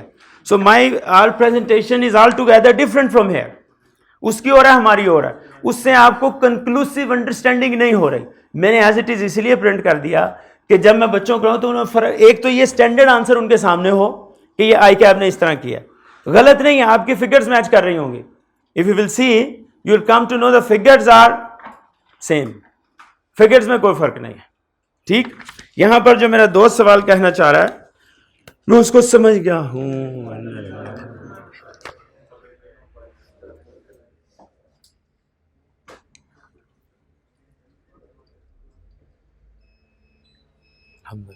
अच्छा जी, ये इन्होंने जहां पर ये कैलकुलेट की है, ये पेज 25 निकालिए, पेज 25, पेज 25 के ऊपर इन्होंने जो फार्मूला दिया है सेलिंग कॉस्ट के आगे, पेज 25 पे जो ऊपर टेबल बनी है उसमें लिखा है सेलिंग कॉस्ट, उसमें लिखा है selling cost divided by production units, wrong formula. अच्छा, फार्मूला गलत लिखा है, कैलकुलेशन ठीक की है। आप ये देखिए हमारी कैलकुलेशन में भी आंसर 6000 आ रहा है, 13,538 ऑलमोस्ट 15,562, कैलकुलेशन ठीक की है, लेकिन फार्मूला लिखते वक्त गलत कर गए हैं। हमने ये कैलकुलेशन किससे निकाली है, यूनिट सोल्ड कैसे, उन्होंने निकाली है, लिखा प्रोडक्शन है, कैलकुलेशन सोल्ड पर ही हुई है, ये करेक्ट कर लीजिए। और वैसे भी लॉजिक नहीं बनता ना, सेलिंग कॉस्ट का ताल्लुक प्रोडक्शन के साथ नहीं है, सेलिंग कॉस्ट का ताल्लुक यूनिट्स अवेलेबल फॉर सेल के साथ नहीं है, सेलिंग कॉस्ट का ताल्लुक यूनिट सोल्ड के साथ है। तो उन्होंने, देखो गलती हो जाती है, ये कोई कुरान नहीं है, गलती हमसे भी होती है, इनसे भी हो गई, इसमें कोई ऐसी बात नहीं कि ICAP की बुक ने कर दिया तो पता नहीं कितना ब्लंडर हो गया, इट हैपन्स, कोई ऐसी बात नहीं, मार्जिन देना चाहिए उसे। तो ये प्रोडक्शन को आप यहां पर ठीक कर लीजिए, प्रोडक्शन नहीं है, यूनिट सोल्ड है, यही शायद आपका सवाल था। अच्छा, प्रेजेंटेशन, अब आप मुझे बताइए जाएं, is it not student friendly and quite understandable, logical, and the presentation given in ICAP text is confusing to me, it needs रट्टा और क्रैमिंग एंड अननेसेसरी। मुझे उसका लॉजिक नहीं नजर आता कि पहले ये करो, फिर स्टेप 2 ये करो, स्टेप 3 ये करो। ये हर सवाल पे क्या मैं स्टूडेंट को कहूं ये स्टेप्स फॉलो करो, जबकि ये जो मैंने आपको कहा, मैं कहूंगा कॉस्ट और NRV का कोई भी सवाल है ये पैटर्न फॉलो करो, आपके लिए आसान है। ये आज तक जितने स्टॉक वैल्यूएशन के सवाल आए हैं उनमें सबसे कॉम्प्रीहेंसिव सवाल ये है जिसमें कॉस्ट कॉम्प्रीहेंसिवली टेस्ट हो गई, यानी वेटेड एवरेज भी FIFO भी, और एक में नहीं दो पे टेस्ट हुआ, फिर NRV भी हो गई, फिर सेलिंग कॉस्ट भी अच्छे तरीके से टेस्ट हो गई, फिर रिपेयर यूनिट्स भी आ गए। तो ये जितने सवाल आए हैं उसके हिसाब से बड़ा कॉम्प्रीहेंसिव है। लेकिन अगर आप अपना नॉलेज यूज करें तो मेरे ख्याल में आपके लिए ये कोई एलियंस क्वेश्चन नहीं होगा। आपको पहले ही पता था, आपने रिक्वायरमेंट पढ़ी तो आपने कहा सर कॉस्ट के लिए उसके पास ये इन्फॉर्मेशन होनी चाहिए, कॉस्ट या वेटेड एवरेज पे होगी या FIFO पे होगी। ये क्वेश्चन पढ़ने से पहले आपके जहन में एक चीज आ गई थी कि कॉस्ट होगी तो उसने वेटेड एवरेज FIFO पूछा होगा, फिर क्लोजिंग स्टॉक है तो क्लोजिंग स्टॉक के यूनिट्स भी दिए हुए होंगे, उससे हम कॉस्ट निकाल लेंगे। फिर NRV अगर दी होगी तो उसकी सेल प्राइस होगी, उसकी कॉस्ट ऑफ कंप्लीशन होगी, उसका कोई रिपेयर वर्क होगा, उसकी कोई सेलिंग कॉस्ट होगी। ये सारी इंफॉर्मेशन आपने सिर्फ रिक्वायरमेंट पढ़ी, और चूंकि आपका नॉलेज और कॉन्सेप्ट स्ट्रांग था तो आपको पहले से सवाल का अंदाजा हो गया कि इस तरह का सवाल होना चाहिए। और जब आपने सवाल पढ़ा तो ऑलमोस्ट उसी पैटर्न के ऊपर था। This is called critical reading, कि आपने रिक्वायरमेंट पढ़ी तो फौरन आप अपने माइंड को अप्लाई कर दीजिए कि मेरा नॉलेज क्या है इस सिलसिले में। उसके बाद क्वेश्चन को पढ़ना शुरू कर दिए, you will get maximum information complying with your knowledge, then answer is very easy. फिर आंसर का क्वेश्चन, तो ये खास तौर पे हम ये कोशिश करेंगे कि हमने जो पढ़ा, जिस पैटर्न पे पढ़ा, लॉजिकली उसके ऊपर सवाल हल करें। हमारे लिए ये जरूरी, it's not financial accounting. Financial accounting के अंदर ना आपको जो उसने कहा स्टेप 1, स्टेप 2, स्टेप 3 वो एज इट इज फॉलो करना है, आप प्रेजेंटेशन चेंज नहीं कर सकते। जबकि कॉस्ट के अंदर आप प्रेजेंटेशन अपनी कन्वीनियंस के हिसाब से चेंज कर लें। So presentation is significantly different, it's quite logical, student friendly and understandable, but the answer is same. You can check it. Is it not same? It is same. Definitely ये reference जरूर दीजिए ताकि वो फौरी तौर पे जान जाए कि आपने इसकी कैलकुलेशन कहाँ की है। रेफरेंस इज कंपल्सरी, उसके भी नंबर हैं पूरे पूरे। ठीक है जी, हो गया जी। फिर मैं दोहरा दूं, देखें हमने चैप्टर 2 के अंदर मेन बातें जो की, हमने कहा इन्वेंट्री वैल्यूएशन। इन्वेंट्री 3 तरह की, कौन कौन सी, जरा जल्दी जल्दी मेरे साथ बोलो। Raw material, work in process, finish goods. फिर हमने ये कहा कि इसकी कॉस्ट किन 2 फार्मूलों से कैलकुलेट की जा सकती है, FIFO and weighted average. Weighted average के अंदर किसी एक डेट का रेट लेंगे और जितनी मूवमेंट हमारी होगी स्टोर से वर्क इन प्रोसेस है, वर्क इन प्रोसेस स्टोर, उसी रेट के ऊपर हम वैल्यू साइन कर देंगे। FIFO के अंदर हम जो अर्लियर रेट हमारे पास मौजूद होगा उसको हम मल्टीप्लाई करेंगे क्वांटिटी के साथ, हमारे पास चीज की वैल्यू आ जाएगी। ठीक होगी बात। फिर उसके बाद NRV बहुत सिंपल है, सेलिंग प्राइस माइनस, और फिर ये ध्यान में रखिए ये एस्टिमेटेड है। अगर हम इस सवाल में वो कह देते थे ना फ्यूचर में जाके सेल प्राइस भी कम हो रही है या ज्यादा हो रही है, तो हम फ्यूचर की सेल प्राइस लेते। ठीक, इसे कॉस्ट ऑफ कंप्लीशन में वो कुछ प्लस माइनस कर देता, उसको उसने यहां पे टच दे दिया इस सवाल में कि सेलिंग कॉस्ट, ये जरा ज्यादा टेक्निकल था। सेलिंग कॉस्ट को बात आपने जहन में रखनी है, डिवाइड करना है यूनिट सोल्ड के ऊपर। अच्छा, अगर यहां पर मिसाल के तौर पे उसने टोटल कॉस्ट ऑफ कंप्लीशन दी होती तो कॉस्ट ऑफ कंप्लीशन डिवाइड होती है यूनिट्स कंप्लीटेड के ऊपर। अगर इस सवाल में वो कहता ना कि आपने वेरिएबल एस्टिमेटेड कॉस्ट निकालनी और टोटल की फिगर दे देता, जैसे यहां पे सेलिंग कॉस्ट दी है ना, टोटल की फिगर दे दी, हमने टोटल की फिगर नहीं चाहिए, हमें चाहिए पर यूनिट, और पर यूनिट को हमने मल्टीप्लाई करना है स्टॉक के साथ, हमारी वैल्यू आ जाएगी। तो अगर यहां पर हमें वो देता total completion cost, total completion cost, तो हमने total completion cost per unit निकालनी थी। पर यूनिट कैसे निकालते हैं, total completion cost divided by units completed, units completed, हाँ जी। उसके बाद पर यूनिट आ जाती, पर यूनिट आ जाती तो हम स्टॉक के साथ मल्टीप्लाई कर देते। Is it okay? ठीक है। इसी तरह अगर हमें उसने दी होती टोटल रिपेयरिंग कॉस्ट, टोटल, तो total cost should be divided by units repaired. ये इसके ऊपर डिवाइड नहीं होगी, units produced, units sold, units available for sale नहीं, like with like. Relevant cost, this got is relevant cost, कि relevant cost जो है यूनिट्स रिपेयर्ड की, वो सिर्फ यूनिट्स रिपेयर्ड के लिए है। उसकी अगर हमें पर यूनिट निकालनी है तो total repair cost divided by units repaired.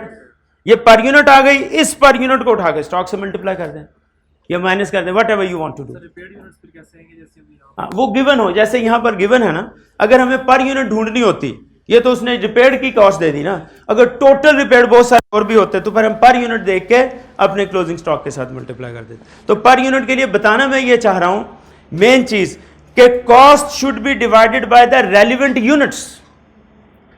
अगर सेलिंग कॉस्ट है तो फिर उसका रेलिवेंट यूनिट्स हैं यूनिट्स सोल्ड। अगर कंप्लीशन कॉस्ट है तो कॉस्ट ऑफ गुड्स मैन्युफैक्चर्ड, ठीक, ये units manufactured, unit completed, units produced, ये उसका रेलेवेंट है। इसी तरह रिपेयर कॉस्ट है तो उसका रेलेवेंट यूनिट्स कौन से हैं, यूनिट्स रिपेयर्ड। ये बात है। यहाँ पर टोटल यूनिट सोल्ड का फार्मूला था, वहाँ पे मैन्युफैक्चर का क्या फार्मूला होगा और उसका यूनिट्स रिपेयर। देखें वो अमूमी तौर मिसाल के तौर पे अगर वो कहता कि कंप्लीशन कॉस्ट है तो हम यहीं पे, वो किस पे लगती है, ओपनिंग स्टॉक प्लस प्रोडक्शन पे, बस इस पे डिवाइड कर देते अगर वो कंप्लीशन कॉस्ट होती। तो ये चीजें आपको थोड़ा इंशाल्लाह आगे प्रैक्टिस करते रहेंगे तो ये आपके सामने आती रहेंगी। Practice makes a man perfect. कोई सवाल आपका? ये बहुत कॉम्प्रिहेंसिव क्वेश्चन था, उम्मीद आप इसको एक दो दफा जाके करेंगे, इससे आपके lower of cost and NRV के कॉन्सेप्ट्स बहुत अच्छे हो जाएंगे। अब हमने पास पेपर्स में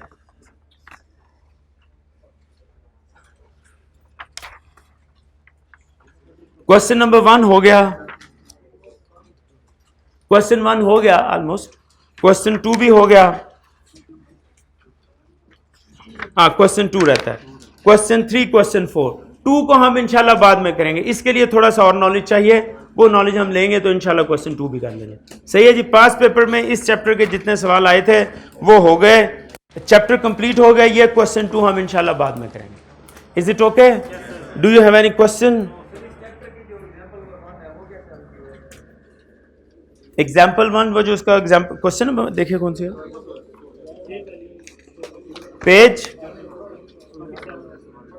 पेज एग्जाम्पल 1 का पेज है भाई 20। It's very simple. आपने अटेम्प्ट किया है?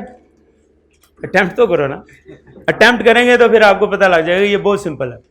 इस पे सिर्फ आपने डिवाइड करना है, किसी पे किसी केजीज पे डिवाइड करना है, किसी पे और तरह डिवाइड करना है, बाकी हमने सब कर लिया। टोटल फ्रेट या फ्राइड किधर है? फ्रेट किराया।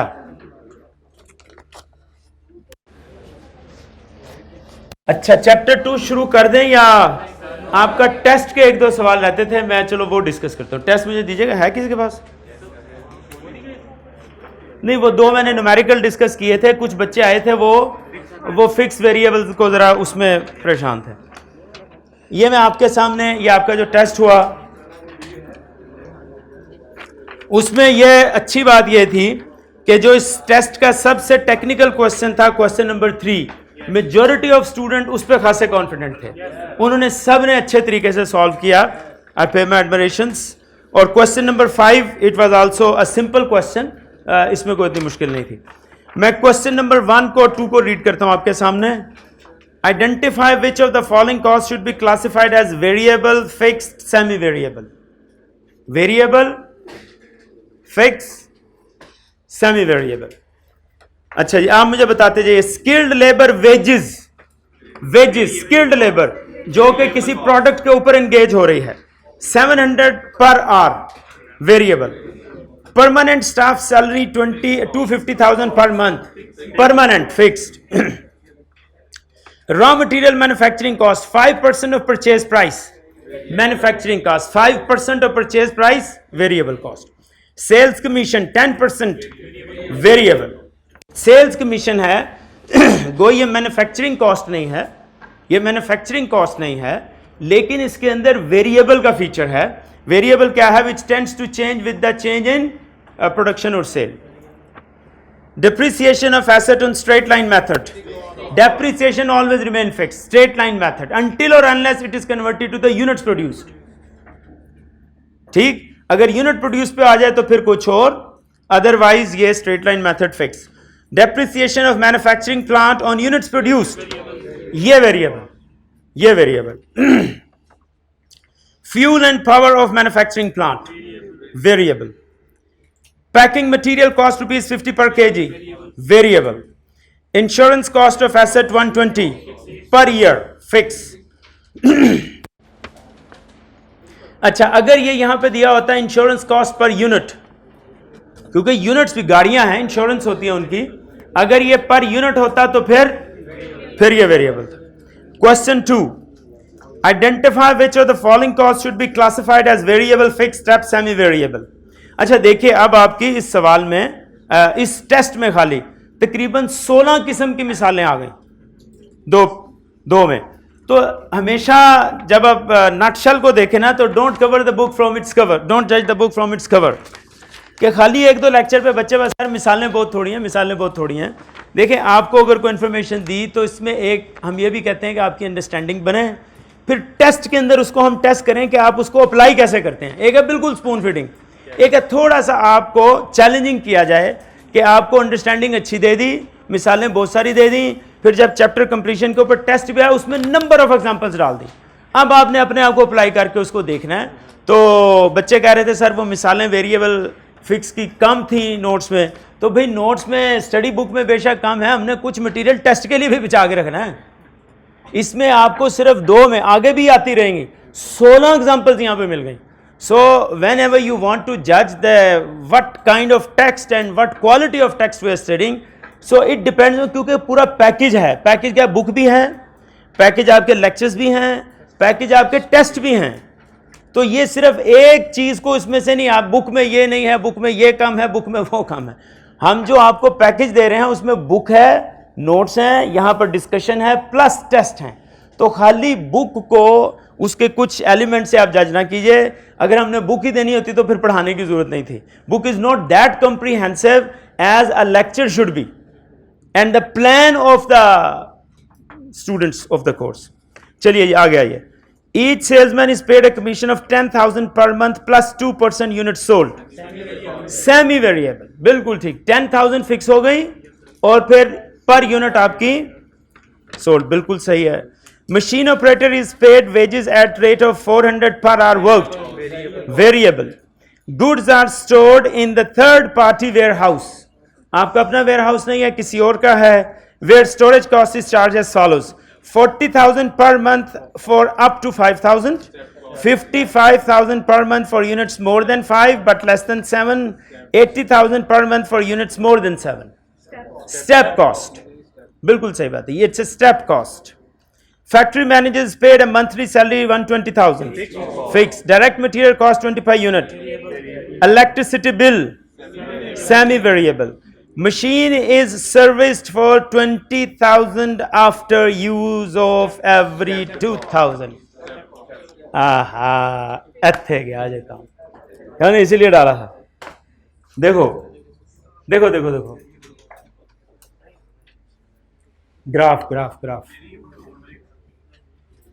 क्या है, पढ़ो जरा. सर्विस कॉस्ट, ये कॉस्ट इधर लगा लीजिए, कॉस्ट फॉर आवर्स. अच्छा, कॉस्ट किस तरह इनकर हो रही है? 20,000 है ना, कितने के ऊपर? 2,000 के ऊपर. अब ये आपका एक प्रोडक्ट बन गया 2,000 आवर्स. कोई एक यूनिट है जिसपे 2,000 आवर्स लग रहे हैं. भाई एक यूनिट को बनाते हुए आप ये तो नहीं कहेंगे कि 1 मिनट में 1 सेकंड में बन जाएगा. It may take many thousands of hours. तो हमने कहा मैन्युफैक्चरिंग हो रही है, उसमें 2,000 यूनिट के बाद आपको उस मशीन पे इतने पैसे लगाने पड़ते हैं. मशीनी के जरिए से मैन्युफैक्चरिंग हो रही है. अच्छा, नेक्स्ट 2,000 जब होंगे तो कितने आवर्स हो गए? 4,000. नेक्स्ट होंगे तो 6,000, नेक्स्ट होंगे तो 8,000. 20,000 पे ये आ रही है, 40 पे ये 40 पे आ जाएगी, फिर 60 होगा, फिर 80 होगा. ठीक,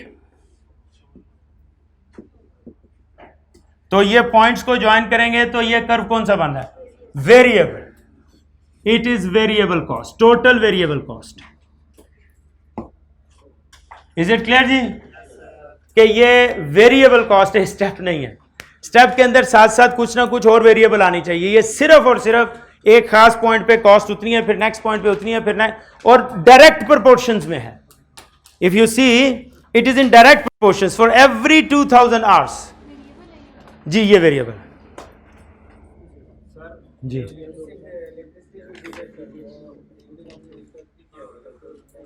मैंने इलेक्ट्रिसिटी कहा था पुरानी अगर हम कॉस्ट देखें ना तो एक फिक्स लाइन होती है, प्लस पर यूनिट होता है.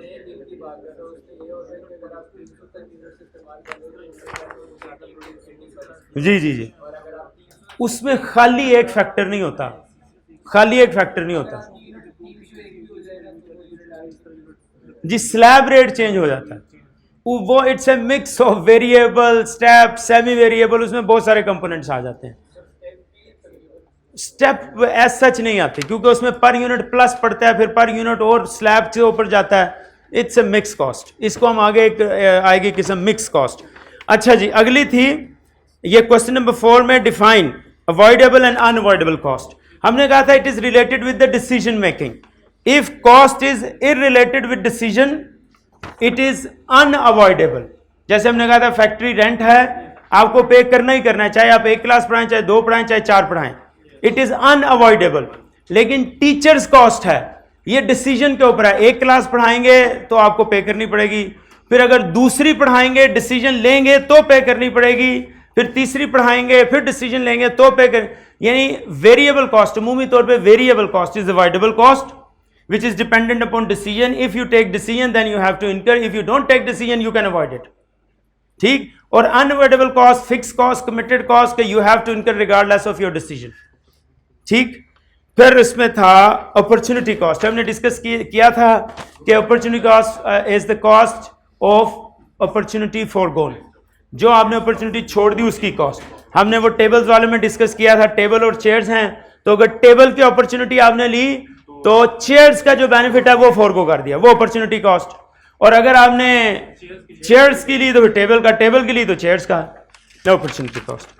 सो दिस अभी ये बहुत सारी चीजें आती रहेंगी. अब ये जो आपका खास तौर पे नेक्स्ट चैप्टर शुरू होगा उसमें ये आपको वेरिएबल, फिक्स, ये सारी चीजों की बड़ी एक्सेसिव इंशाल्लाह रेपिटेशन मिलेगी. हमारी अप्रोच यही होगी, ज़हन में रखना. पहले 1-2 लेक्चर्स बड़े इंपॉर्टेंट होते हैं, मैंने इसलिए आज ये नया चैप्टर शुरू नहीं किया. एक दफा जो कॉन्सेप्ट हमने समझ लिया ना, हमारी पैटर्न एंड प्रेजेंटेशन वो टोटली उसी एक पैटर्न पे होगी कि आपने एक सवाल समझ लिया कि इसको इस तरह सॉल्व करना है. अब इंशाल्लाह उसमें जितने सवाल आते चले जाएंगे, चाहे पास पेपर्स के हों चाहे प्रैक्टिस के हों, वो उसी एक पैटर्न पे सॉल्व हो तो फिर मजा है. अगर आपको हर जगह नए नए स्टेप्स लेने पड़ते हैं, नए नए प्रेजेंटेशन फॉर्मेट्स लेने पड़ते हैं, तो फिर मैं समझता हूँ it's tedious, it's not convenient. ये इतनी फिर आसान नहीं है. सो आपकी अंडरस्टैंडिंग चैलेंजेस एंड डिमांड्स कि once you have understood then you must keep on applying on tests, on exercises, on examples, on ICAP past paper questions. Then it means you got the understanding. तो इंशाल्लाह हम इसी तरह चलेंगे. बच्चे छुट्टियां कर रहे हैं, छुट्टियां ना करें. खास तौर पे पहले 2-3 दिन जो आपके बेसिक्स डिस्कस होने हैं ना, आगे सारे क्वेश्चंस उसी पे सॉल्व होने हैं. मैंने हर क्वेश्चन के लिए नया फॉर्मेट नहीं लेना, इल्ला के बहुत एक्सेप्शनल सिचुएशन आ जाए तो फिर लॉजिकली हम कहेंगे कि ये फॉर्मेट में चेंज इस वजह से आई है. Once a format is adopted it is to be practised all the way. बात समझ में आ गई? तो लिहाजा you must ensure your regularity. और if you have any question तो नमाज के बाद मैं ऑफिस में बैठा हुआ होता हूँ, कोई भी क्वेश्चन कर ले. और मैंने व्हाट्सएप ग्रुप भी बना दिए हुए हैं भाई. व्हाट्सएप ग्रुप के अंदर अभी तक बच्चे क्वेश्चंस कर नहीं रहे. मैं हैरान हूं कि इतने इंटेलिजेंट स्टूडेंट्स हैं कि nobody is having any question. यहाँ पर अटेंडेंस में देखी हूँ तो अटेंडेंस इतनी सेटिस्फैक्ट्री नहीं है. It's a mark that student might be facing certain problems but they must have the dare courage. Sir ji ये सवाल है बताएं, तो I am bound to answer that. वो तो मैं खुद ही देख रहा हूँ. बाकी टीचर्स बहुत ज़्यादा इंगेज हैं पढ़ाने में, उनके बहुत सारे सब्जेक्ट्स हैं. मेरे लिए तो एक ही सब्जेक्ट है, लिहाजा I can handle my WhatsApp group at my own. It is difficult for others क्योंकि they are teaching 5-6 subjects. It is very difficult कि वो उन सारों को खुद आंसर करें. लेकिन मेरे लिए ये लिमिटेशन नहीं है. I can answer every single question of all the students. So you must use that WhatsApp facility. ठीक होगी बात? क्लास में करो, ऑफिस में करो, व्हाट्सएप में करो, वट एवर। देखें कॉस्ट थोड़ा सा ना ट्रिकी सब्जेक्ट है, इसके अंदर ना कैलकुलेशंस थोड़ी ज़्यादा है। फाइनेंशियल के अंदर ना आपका एक पैटर्न है, स्टैंडर्ड लिया बस उसी पे सॉल्व करते गए। कॉस्ट के अंदर आपको बहुत सारे नॉलेज को वो टेस्ट करता है बार बार, लिहाजा your utmost concentration and regularity along with the practice is required. Otherwise ये आपको कॉस्ट जो है थोड़ा कंफ्यूज करना शुरू कर देगी, आप परेशान होने शुरू हो जाएंगे। लेकिन अगर आपने अच्छे तरीके से लेक्चर पढ़ लिया है, आपने प्रैक्टिस कर ली, आपके जो सवाल हैं आपने पूछ लिए, I tell you it is one of the most interesting subjects. और अगर आपकी कॉस्ट में कमांड है ना, ये मैं आपको बता दूं, आप आगे जाके जॉब में अगर कॉस्ट एंड मैनेजमेंट या इंटरनल ऑडिटर के सेक्शन में गए तो it will be A multiplier. Financial accountant लेगा 2 लाख 4 लाख। और ये नहीं कहना कि मैं सीएमए की तरफ लेके जा रहा हूँ, बच्चों ने सवाल पूछ लिया था, सीएमए नहीं लेके। ये अगर आप सब्जेक्ट अच्छी तरह कमांड के साथ पढ़ लेंगे तो ये वैल्यू ऐड करता है। ये सब्जेक्ट आपके फाइनेंशियल अकाउंटिंग सिर्फ रिपोर्टिंग सिखाता है कि एक्सटर्नल स्टेक होल्डर्स को रिपोर्ट कैसे करनी है, बस दैट इज इट। ये आपको बताता है कि आपके प्रॉब्लम्स क्या हैं, उन प्रॉब्लम्स का सोल्यूशन क्या है, कैसे उस सोल्यूशन को आपने अप्लाई करना है। तो हर ऑर्गेनाइजेशन ये चाहती है कि मेरे प्रॉब्लम्स को रिपोर्ट ना किया जाए, मेरे प्रॉब्लम्स को सॉल्व किया जाए। Don't you agree with this? और जो सॉल्व करने की कैपेसिटी और पोटेंशियल आपको आना है ना, वो इस सब्जेक्ट से आना, वो इस सब्जेक्ट से आना। लिहाजा इस सब्जेक्ट को आप अच्छी तरह कर लेंगे ना तो आपको सीएमए करने की जरूरत नहीं है, आप सीए करते हुए इंशाल्लाह इसमें बड़े कॉन्फिडेंट हो जाएंगे। सो लिहाजा it is very interesting and rewarding both. So if you have interest in this subject, I tell you it will pay you back heavily.